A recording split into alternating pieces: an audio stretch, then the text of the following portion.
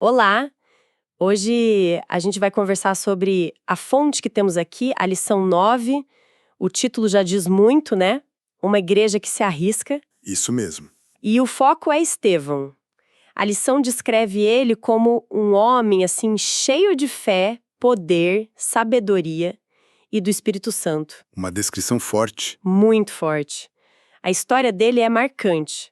Ele realiza prodígios, sinais, mas logo enfrenta uma oposição, sabe? Muito ferrenha. Acusações falsas e, no fim, o martírio. Mas ele se mantém firme, defendendo o evangelho. Até o último momento. Exato.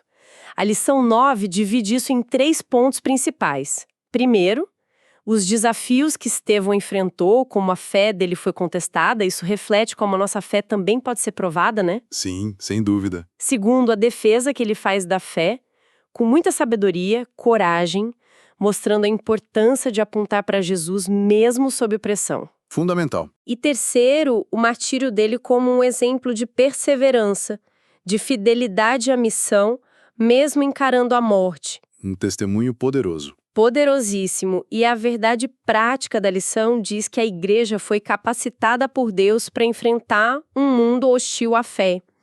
Vamos explorar isso um pouco? Vamos lá. A lição menciona que, logo depois de Estevão fazer prodígios e grandes sinais, ele já encarou essa oposição organizada, né? Eram judeus helenistas. Isso, judeus de cultura grega. Eles disputavam com o Estevão, mas a lição diz que eles não podiam resistir à sabedoria e ao espírito com que falava. É interessante, né? Porque a reação deles, quando viram que não conseguiam vencer no argumento, foi bem reveladora. Como assim? A lição 9 aponta que eles partiram para a desonestidade, subornaram testemunhas, sabe? Para espalhar mentiras. Que pesado. Muito. As acusações eram graves. Blasfêmia contra Moisés, contra Deus, contra o templo, a lei. Diziam que ele pregava que Jesus ia destruir o templo, mudar os costumes. As chamadas falsas narrativas que a lição menciona. Exatamente. E a lição lembra bem que isso não é novo, né? A própria igreja, historicamente, Jesus passou por isso, Paulo também. Quando falta argumento, muitas vezes o ataque vira calúnia. É uma dinâmica triste, mas real. E mesmo ali, no meio da tensão, no sinédrio, a lição destaca algo incrível sobre Estevão. O rosto dele brilhando, né? Isso, como o rosto de um anjo. É uma imagem muito forte. Parece que mostra a paz, a serenidade dele, mesmo sendo acusado injustamente. Com certeza. Acho que a lição usa isso para mostrar que a fé genuína muitas vezes vai sim encontrar oposição. Uma igreja fiel provavelmente vai enfrentar resistência. Faz todo sentido. E aí vem a defesa de Estevão lá em Atos 7, um momento crucial. Sem dúvida. E o que me chama a atenção na defesa dele não é só a coragem, mas a inteligência, a estratégia. Ele não faz um discurso teórico abstrato. Não mesmo. Ele reconta a história de Israel. Abraão, José, Moisés, a história que os próprios ouvintes conheciam. Mas ele faz isso com um propósito claro. Que seria? Mostrar um padrão, sabe? Um padrão de rejeição ao longo da história deles, às manifestações de Deus, que culminou na rejeição do Messias, Jesus. Nossa, que abordagem. Poderosa, né? Ele usa a história deles contra eles mesmos, de certa forma, para mostrar que Jesus era o cumprimento daquilo tudo. A lição 9 ressalta isso. Toda a defesa da fé tem que apontar para Cristo. Mesmo que gere confronto, né? Exatamente. Mesmo que gere confronto. Contextualizar a verdade para quem está ouvindo. E a reação deles, como a lição descreve, foi de total endurecimento. As palavras de Estevão foram diretas. Homens de dura cerviz, vós sempre resistis ao Espírito Santo. Palavras duras, mas verdadeiras para aquele contexto. E isso acendeu a fúria deles, né? O texto diz que eles rangiam os dentes contra ele. Sim, a tensão chegou ao máximo. Mas é aí, nesse ponto de ebulição, que acontece algo extraordinário com Estevão. A visão celestial. Exatamente, ele diz: eis que vejo os céus abertos e o Filho do Homem que está em pé à mão direita de Deus. Que momento! Uau! A lição usa essa visão para mostrar qual é o foco de uma fé que persevera. A contemplação da glória de Cristo. Não é fugir da realidade difícil. Não, claro.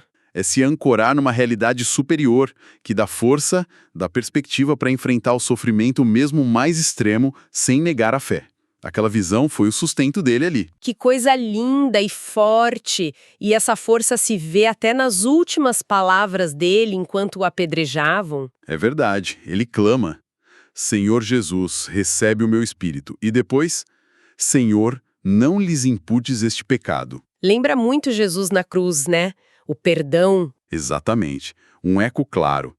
Que demonstração de confiança em Deus e de graça para com os perseguidores. A lição o coloca como um modelo dessa igreja que se arrisca, que não tem medo do sacrifício, que mantém os olhos na glória de Deus mesmo no sofrimento. E tem aquele detalhe, né? Saulo ali presente, consentindo na morte dele. A lição destaca isso. É verdade. Mostrando como aquele testemunho teria um impacto duradouro até na vida de quem estava contra ele naquele momento. Exatamente. O alcance é imprevisível. Então, olhando para tudo isso, qual seria a mensagem central que fica para nós hoje a partir da história de Estevão na lição 9? Olha, eu acho que a mensagem principal é que a fé autêntica, vivida com coragem, ela tem um custo, mas também tem um poder imenso. Estevão mostra isso. Ele enfrentou oposição não porque buscou briga, mas por ser fiel à verdade. Respondeu com sabedoria, sempre apontando para Cristo. E no final, sustentada por aquela visão da glória, ele conseguiu refletir o perdão do próprio Senhor.